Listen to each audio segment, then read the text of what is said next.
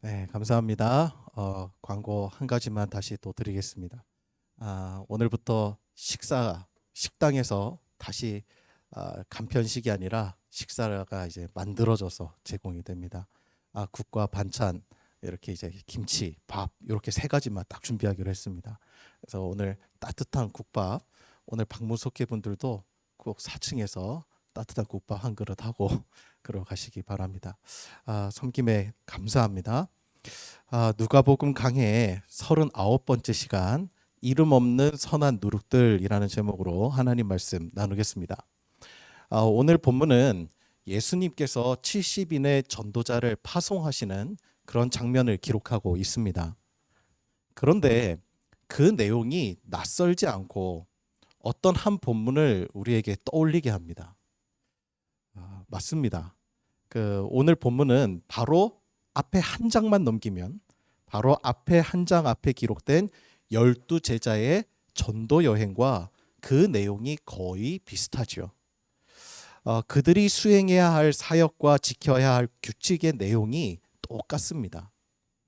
하지만 다른 점도 눈에 띕니다. 누가복음 9장은 12제자가 부르심을 받은 전도자라면 오늘 본문인 10장은 70인이 바로 그 주인공들이라는 사실입니다. 우리는 성경을 9장에서 10장 단 한 장으로 넘겼지만 그 사이에는 많은 변화가 있었다는 것을 깨닫게 됩니다. 하나님 나라의 12 일꾼이 12명에서 70명으로 증가했다라고 하는 것이죠. 결과적으로 보면 많은 성장을 이룬 것이지만 그 이면에는 많은 사람들의 배척과 사명에 대한 거절도 있었습니다. 오늘 본문 1절을 함께 보겠습니다. 우리 다 같이 함께 봉독할까요? 시작. 그 후에 주께서 따로 70인을 세우사 친히 가시려는 각 동네와 각 지역으로 둘씩 앞서 보내시며. 아멘. 오늘 본문은 그 후에라고 하는 시간으로 시작되고 있습니다. 여기서 그 후에라고 하는 의미는 바로 이전의 사건과 오늘 본문이 연결되고 있다는 것입니다. 여러분, 그렇다면 오늘 본문 바로 직전에 어떤 사건들이 있었지요? 기억하십니까?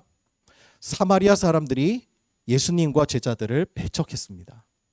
그리고 예수님의 부르심을 받은 사람들이 이 핑계 저 핑계를 대면서 부르심을 거절했습니다. 그럼에도 불구하고 그 후에 70명의 일꾼들이 세워졌다는 것입니다. 이처럼 하나님의 나라는 세상의 배척과 반대에도 불구하고 누룩을 넣은 밀가루 반죽이 점점 부풀어 오르듯 확장되어 가고 있다는 사실입니다. 마태복음 13장 13절에 보면 하나님 나라를 이렇게 비유하십니다. 비유로 말씀하시되 천국은 마치 여자가 가루 서말 속에 갖다 넣어 전부 부풀게 한 누룩과 같으니라. 성경에서 누룩은 좋은 의미와 나쁜 의미 모두를 갖는 중의적인 표현입니다. 무엇인가 새롭게 변화되고 확장시킨다는 의미에서는 좋은 뜻으로 사용되기도 하고 본질을 변질되게 하고 부패시킨다는 의미에서는 나쁜 뜻으로 비유되기도 합니다.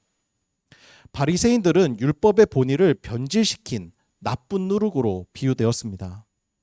하지만 오늘 본문에 등장하는 70인의 일꾼들은 세상을 변화시키고 하나님의 나라를 확장하는 선한 누룩들입니다. 오늘 본문을 묵상하면서 제 자신에게 그런 질문이 들더군요. 나는 그러면 어떤 누룩인가? 누룩의 의미가 양면성을 지니듯이 나 자신이 무엇을 따르는가에 따라 복음을 변질시키는 악한 누룩도 될 수 있고 하나님 나라를 세워나가는 선한 누룩이 될 수 있다는 것입니다. 자, 그렇다면 선한 누룩으로 쓰임받고 있는 이 70인의 특징이 무엇입니까? 9장에 기록된 12제자와 10장에 기록된 70인의 결정적인 차이가 무엇일까요? 그것은 바로 이 70인들에게는 이름이 없다라고 하는 것입니다. 12명의 제자들은 성경에 이름이 기록된 유명한 자들이었습니다. 하지만 70인의 일꾼들은 이름이 하나도 기록되지 않은 무명한 자들이었습니다. 이처럼 하나님의 나라는 이름이 기록된 어느 유명인에 의해서만 세워지는 것이 아닙니다. 도리어 이름이 없는 헌신이 모여 하나님 나라가 세워지더라는 것입니다. 양화진 외국인 선교사 묘지에 가면 눈에 띄는 한 선교사의 묘가 있습니다. 수많은 서양인 선교사 묘 사이에 유일한 일본인 선교사의 묘이죠. 그 묘의 주인은 바로 소다 가이치 선교사입니다. 이분은 우리나라 정부로부터 최초로 국가 문화 훈장을 받은 일본인이기도 합니다. 이 소다 선생님은 우리나라가 일제에 강제 점령됐을 때 일제의 만행을 알리고 독립을 위해 헌신하신 분이십니다. 일제가 패망한 후에는 자신의 조국 일본으로 돌아가 한 손에는 세계 평화회라는 표어를, 그리고 또 다른 한 손에는 성경책을 들고 다니면서 자신의 조국인 일본의 회개를 촉구하였습니다. 그리고 한국 전쟁 후에는 폐허가 된 한국 땅에 돌아와 1000명 이상의 고아들을 돌보다가 고아들의 품에서 세상을 떠나셨습니다. 하지만 소다 선생님은 처음부터 이런 삶을 살았던 것이 아니었습니다. 젊은 시절 그는 세계로 향하는 큰 꿈을 품고 노르웨이 화물선의 선원이 되었습니다. 그리고 그는 홍콩과 대만을 거치면서 점점 더 넓은 세계로 나아가고 있었죠. 하지만 객지에서 소다 선생의 삶은 매우 무절제했습니다. 방탕한 삶을 살았던 것이죠. 그러던 어느 날, 그날도 술에 만취한 채 거리를 배회하다가 쓰러져 의식을 잃고 맙니다. 술에 취한 그를 거들떠보는 사람은 아무도 없었습니다. 그렇게 그의 숨이 끊어지기 직전 쓰러진 그의 상태를 발견한 어느 한 행인이 그의 맥박이 아직 살아있는 것을 느끼고 그를 업고 여관으로 데려갑니다. 그리고 그가 제정신을 차리고 회복될 때까지 그 이름 모를 행인은 그를 치료해주고 여관비까지 대신 내주었습니다. 하지만 소다 선생님은 자신을 죽음에서 구해준 은인의 이름도 나이도 알지 못했습니다. 의식을 회복했을 때에는 이미 그 행인의 은인이, 생명의 은인이 떠난 뒤였기 때문이죠. 그가 아는 것이라곤 오로지 하나, 그 고마운 은인이 바로 조선 사람이었다라고 하는 사실이었습니다. 그로부터 6년이 지난 1905년에 소다 선생님은 자진하여 조선으로 건너왔고 월남 이상재 선생님을 만나서 복음을 듣고 이듬해 그리스도인이 됩니다. 그리고 자신의 생명을 구해준 은인의 나라에 사랑의 빛을 갚기 위해서 이 땅에 복음을 전하며 자신의 일생을 바쳤습니다. 숨질 때까지 고아와 함께 살았던 그의 묘비에는 이렇게 적혀져 있습니다. 고아의 자애로운 아버지. 여러분, 방탕한 인생을 사던 소다 가이치의 인생이 변화된 데에는 선한 사마리아인과 같은 이름 모를 한 명의 조선인이 있었습니다. 그 조선인이 아니었더라면 고아의 아버지 소다 가이치는 결코 존재할 수 없었을 겁니다. 우리 모든 그리스도인들이 다 고아의 아버지가 될 수는 없습니다. 그러나 위대한 고아의 아버지가 될지도 모를 그 청년을 방탕한 생활과 죽음에서 건져낸 무명의 조선인, 그 한 명의 선한 사마리아인은 우리가 될 수 있습니다. 이처럼 역사의 위대한 역사 뒤에는 이름 모를 무명의 영웅들이 있습니다. 하나님의 나라는 이름 모를 헌신을 통해서 지금까지 확장되어 왔습니다. 소다 가이치 선생님의 생명을 구한 한국인의 이름은 우리가 알 수 없지만 그의 사랑을 통해 고아의 자애로운 아버지가 탄생한 것입니다. 우리 더불어 기쁜 교회 주보에는 이 교회를 담임하는 저의 이름이 기록되어 있습니다. 하지만 우리 교회는 주보의 이름이 기록된 황인주 목사 한 사람에 의하여 세워진 것이 아닙니다. 하나님의 부르심에 순종한 이름 없는 교우들의 헌신을 통해 교회가 아름답게 세워져 왔습니다. 매주 깨끗이 청소되어 있는 화장실, 그리고 복도는 저의 헌신이 아닙니다. 누군가 보이지 않는 이름 없는 헌신자들의 헌신이 있습니다. 우리가 사용하는 예배당과 식당이 깨끗하게 유지되는 것은 무명해 보이지 않는 헌신자들이 있기 때문입니다. 그러므로 우리는 보이지 않는 은혜를 우리 모두는 다 누리고 살고 있습니다. 오늘 본문을 보면 이 무명의 70인들이 감당했던 사역은 유명했던 12 제자들의 사역과 다르지 않았습니다. 똑같았습니다. 여러분, 이 사실이 우리에게 무엇을 교훈하고 있습니까? 하나님 나라의 사역은 유명한 자들만의 전유물이 아니라는 사실입니다. 사도행전 3장에 보면 베드로를 통해서 하나님의 능력이 나타났을 때 사람들이 베드로에게 다 몰려들었습니다. 그때 베드로가 사람들을 향해 이렇게 외칩니다. 사도행전 3장 12절을 제가 새 번역본으로 한번 읽어드리겠습니다. 베드로가 그 사람들을 보고 그들에게 말하였다. 이스라엘 동포 여러분, 어찌하여 이 일을 이상하게 여깁니까? 또 어찌하여 여러분은 우리가 우리의 능력이나 경건으로 이 사람을 걷게 하기나 한 것처럼 우리를 바라봅니까? 왜 자신을 주목하냐는 겁니다. 베드로는 자신을 영웅처럼 바라보는 것에 대해 매우 분노했습니다. 자신의 능력은 모두 예수님으로부터 나온 것인데 사람들이 자신을 주목하니까 화가 난 것이죠. 그런데 여러분, 꼭 우리가 베드로를 쫓아온 무리와 같을 때가 있습니다. 예수님의 제자들이나 믿음의 선조나 한국 교회를 세워온 어느 유명한 신앙인들을 바라볼 때 우리는 그들을 영웅처럼 바라봅니다. 그들과 나를 분리시켜 생각합니다. 나는 그들의 길을 갈 수 없다고 생각합니다. 그들은 대단한 사람들이라고 생각합니다. 베드로니까, 바울이니까, 주기철 목사님이니까 그 십자가의 길을 걸을 수 있었다고 생각합니다. 하지만 여러분, 결코 그렇지 않습니다. 그들은 모두 우리와 똑같은 성정을 지닌 사람들이었습니다. 사도들에게서 놀라운 능력이 나왔던 것은 그들이 특별해서가 아니라 그들 안에 계신 성령님 때문이었던 것이죠. 능력은 예수님에게서만 나옵니다. 유명한 자들을 영웅화해서는 안 됩니다. 그래서 그들의 길과 내 길은 다르다고 핑계대어서도 안 됩니다. 부르심의 자리를 회피해서도 안 됩니다. 이름 없는 선한 누룩들에 의해서 우리가 복음을 지금 들었고 하나님 나라의 백성들이 다 되었던 것입니다. 예수님의 부르심에 순종했던 이 70인의 선한 누룩이 바로 저와 여러분이 되시기를 주님의 이름으로 축원합니다. 이제 이 예수님께서는 70명의 일꾼들을 파송하면서 사역할 때 지켜야 할 세부 지침들을 또한 알려주고 계십니다. 먼저 4절과 5절을 함께 보겠습니다. 우리 한 목소리로 함께 읽어볼까요? 시작.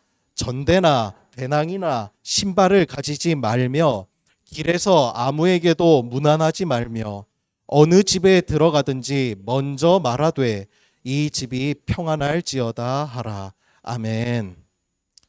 여기서 예수님께서 말씀하시는 지침, 특징이 세 가지가 있죠. 첫째, 전대나 배낭이나 신발을 가지지 말라는 것입니다. 그리고 둘째, 길에서 아무에게도 무난하지 말라는 것입니다. 그리고 셋째로는 어느 집에 들어가든지 평안을 선포하라는 것입니다. 우리는 이미 9장에서 그 이유에 대해서 우리 살펴보았습니다. 주님이 전대나 배낭이나 신발 등 여행을 위해서 아무것도 가지지 말라고 하셨습니다. 생각해보면 오늘날 우리는 어딜 가나 편의점이 있고 은행이 있고 옷을 살 상점이 있는 오늘날에도 이 장기간 여행을 떠나기 위해서는 많은 짐들이 필요합니다.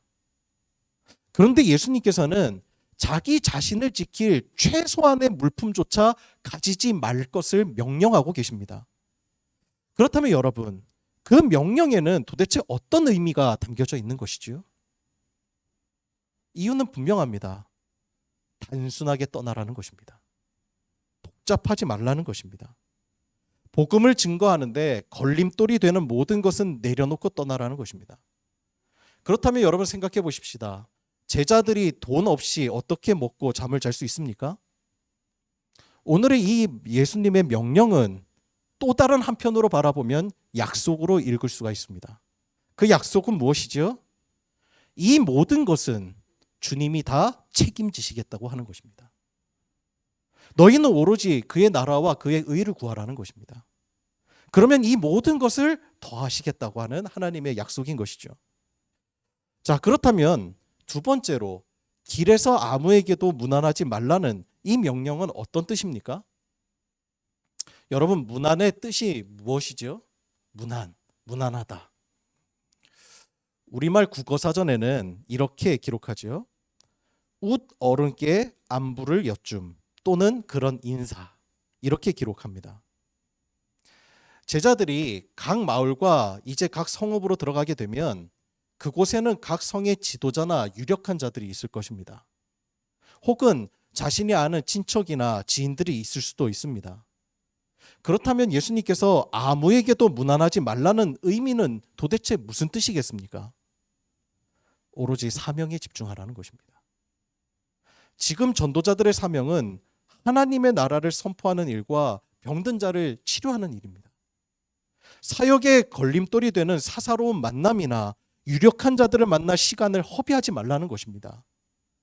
그들이 만나야 될 사람은 복음이 필요한 자들이지 유력한 자들이 아니라는 것입니다. 오늘날 한국교회가 이 말씀을 곰곰이 되짚어 볼 필요가 있습니다. 한국교회가 집중해야 할 곳은 복음이 필요한 자, 병든 자, 사회에서 변두리로 밀려난 사람들의 자리입니다. 그렇다면 여러분, 우리는 지금 무엇에 더 집중하고 있습니까? 우리 스스로에게 집중해 봐야 합니다. 질문해 봐야 합니다. 낮은 곳에 임하기보다는 유력한 자리와 그런 사람을 만나는데 더 많은 시간을 쏟고 있지는 않습니까? 복음이 필요한 자리보다 세상적인 영향력을 얻기 위해 교회가 애쓰고 수고하고 있지는 않습니까? 변두리로 밀려난 이 시대의 오클로스를 만나려고 하기보다는 유력한 자, 유명한 자들을 문안하는데 우리의 에너지를 쏟고 있지는 않습니까? 우리가 집중해야 할 곳은 바로 복음이 필요한 자리입니다. 그 자리에 항상 서 있는 우리 교회가 되기를 소망합니다.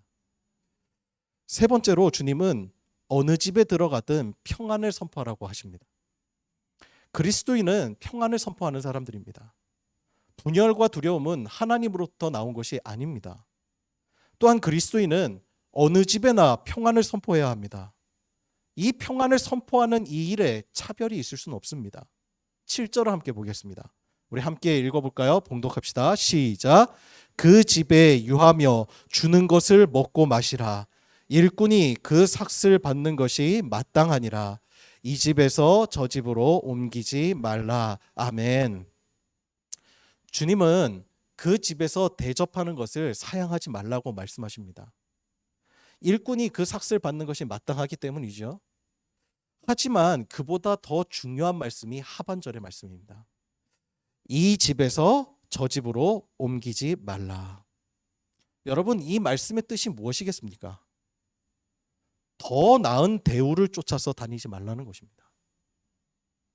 처음 너희를 맞이했던 그 집의 형편이 어떠하든지 그 집에 유하라는 것입니다. 그 집과 교제하라는 것입니다. 어느 집을 방문하든지 이 사도들과 제자들은 평안을 선포해야 할 사역자들입니다. 그런데 이 평안을 선포해야 할 사역자가 보다 더 나은 대우와 대접해주는 집을 쫓아다니면서 그곳에만 평안을 외친다면 그것은 심판받을 마음 상태라는 것입니다. 안락한 곳만 쫓아다니면 어느새 변두리에 있는 사람들이 눈에 들어오지 않는 법입니다. 대우가 크면 또다시 사람들은 나에게 기대하는 법도 큰 법입니다.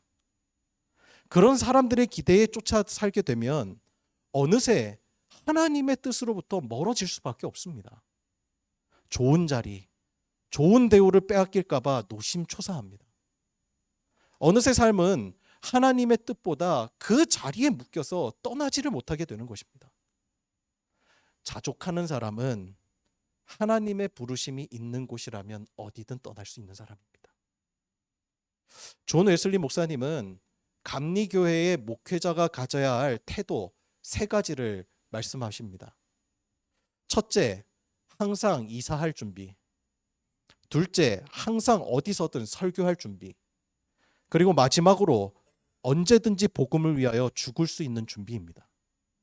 복음이 부르는 자리라면 어느 곳이든 마다하지 않고 갈 준비가 되어 있는 사람이 감리교 목회자여야 한다고 말씀하십니다. 우리나라가 먹고 살기 힘든 시절에는 사람들의 소망이 그저 때를 굶지 않는 것이었습니다. 그래서 식사하셨습니까? 이것이 우리의 인사말이었죠. 하지만 지금은 옛날 임금님이 먹던 수라상이 소박하게 느껴질 만큼 다양하고 풍요로운 음식들이 넘쳐나는 시대입니다. 하지만 오늘날 현대인은 옛날보다 더 이기적이고 정욕적입니다. 풍요롭다고 정욕이 사라지는 것이 아니라 풍요를 맛보면 맛볼수록 더욱 탐욕적으로 변하는 것이 인간의 마음이더라 하는 것입니다. 이를 극복하는 힘, 그것은 자족하는 마음에서 비롯되는 것이죠. 그래서 풍요로움에 익숙해지면 안 되는 것입니다. 제가 과거에 한번 중국의 단기 선교를 떠났을 때 일이에요. 어떤 이유에서인지 모르겠지만 중국에서 돌아오는 날 저희 선교팀의 좌석이 퍼스트 클래스로 등급이 상향되어 있었습니다. 그래서 왜 그런지 이유는 알 수 없었어요. 나중에 알고 보니까 정가로 산 사람들, 그러니까 다른 사람들보다 할인가가 높은 좌석을 산 사람보다 이제 정가로 산 사람들이 나중에 그 좌석을 꽉 채워야 될 거 아니에요. 그러면 항공사가 오히려 더 이렇게 유익하지 않습니까? 그렇게 됐을 때 먼저 비싸게 주고 산 사람들을 순서로 좌석을 등급을 상향시켜 준다는 거예요. 나중에 그 이유를 들었습니다. 이유도 모른 채 이코노미를 타던 제가 퍼스트 클래스를 맛봤습니다. 돌아오는데 의자를 뒤척뒤척 하다 보니 뒤로 편안하게 침대로 눕게 되더군요. 그렇게 왔다 갔다 너무 신기해서 장난치다가 착륙할 때가 되어서야 의자가 고장났다는 것을 알았습니다. 스튜어디스가 와서 난리가 났어요. 의자를 바로 앉아야 되는데 누워서 착륙할 수는 없지 않습니까? 그리고 그랬던 일화가 있어요. 그런데 한번 이 퍼스트 클래스를 맛보고 나니까요. 그 다음에 이코노미를 타는 게 이상하게 억울하게 느껴집니다. 목회자가 편안하고 안락한 자리 왜 앉지 말라고 이야기를 하는지를 그때 알았어요. 안락한 자리 한번 맛보면 그 맛본 거에 익숙해지기 마련입니다. 풍족하다고 해서 우리가 탐욕이 사라지는 것이 아닙니다. 정욕이 없어지는 것도 아닙니다. 예수님은 더 나은 환경을 쫓는데 시간을 허비하지 말라고 말씀하십니다. 그리스도인에게 주신 사명에 더욱 집중하라고 말씀하십니다. 그리고 결코 나를 대하는 사람의 형편을 바라보고 평안을 차별적으로 선포하는 그런 행위를 하지 말라고 주님 말씀하십니다. 이런 태도로는 결코 선한 누룩이 될 수가 없습니다. 우리가 해야 할 일은 모든 이들을 위하여 모든 나라에 모든 열방에 모든 사람에게 하나님의 샬롬이 임하기를 기도해야 하는 것입니다. 이처럼 예수님의 일꾼은 하나님 나라와 의를 구하며 생존을 하나님께 맡기고 허락하신 삶의 자리가 어디든 자족하며 어디서든 하나님 나라의 평강을 선포하는 사람이 바로 우리 그리스도인들입니다. 모세의 곁에는 이름 없는 10부장, 50부장, 100부장, 1000부장들이 있었습니다. 또한 다윗의 곁에는 그의 생명을 구한 친구 요나단이 있었습니다. 바울의 곁에는 겸손하게 바울과 동역했던 바나바, 마가, 디모데와 같은 이들이 있었습니다. 그런데 저는 그 중에서도 상대적으로 알려져 있지 않은 한 인물을 주목합니다. 그 사람이 바로 디도입니다. 저는 디도와 같은 사람이 되고 싶고 디도를 참 존경합니다. 디도는 이 바울에 대한 오해로 내홍을 겪고 있었던 고린도 교회를 다시 사랑으로 회복시킨 장본인이었습니다. 디모데를 보내도 회복이 안 되던 그 교회가, 사도 바울이 편지를 보내도 하나로 묶여지지 않던 그 교회가 마지막 디도가 파송되어 갔을 때 그 교회가 변화되었습니다. 또한 고린도만큼 골치 아픈 곳이 그레데였습니다. 디도서 1장 12절에 보면 그곳 사람들의 질이 얼마나 안 좋은지 사도 바울이 이렇게 노골적으로 그들을 평가합니다. 그들은 항상 거짓말쟁이, 악한 짐승, 배만 위하는 게으름뱅이라고 얘기했습니다. 그런 곳에 디도가 파송되었습니다. 그리고 그 거친 그레데 섬 사람들을 복음으로 변화시킵니다. 디도는 항상 문제가 있는 곳일수록 그는 해결사로서 모든 문제를 항상 복음 안에서 푼 일꾼이었습니다. 우리가 아는 히브리서에는 믿음을 강조하는 성경이죠. 그곳에는 수많은 믿음의 조상들의 이름이 기록되어 있습니다. 하지만 우리가 주목해야 할 것은 그곳에는 어느 이름이 있는 영광스러운 구약의 우리가 영웅들로 치부하는 인물들도 있지만 그곳에는 이름 없이 하나님의 나라를 위해 살다 죽은 이들의 무명자들의 삶을 기록하고 있다는 사실입니다. 여러분, 하나님은 유명한 사람만을 기억하시지 않습니다. 이름 없이 선한 누룩이 되어간 사람들의 수와 그 사람들의 삶을 기억하십니다. 바리새인과 같은 변질된 누룩이 아니라 하나님의 나라를 세워가는 선한 누룩으로 쓰임받는 우리 모든 더불어 기쁜 교회 성도들 되시기를 주님의 이름으로 축원합니다. 기도하겠습니다.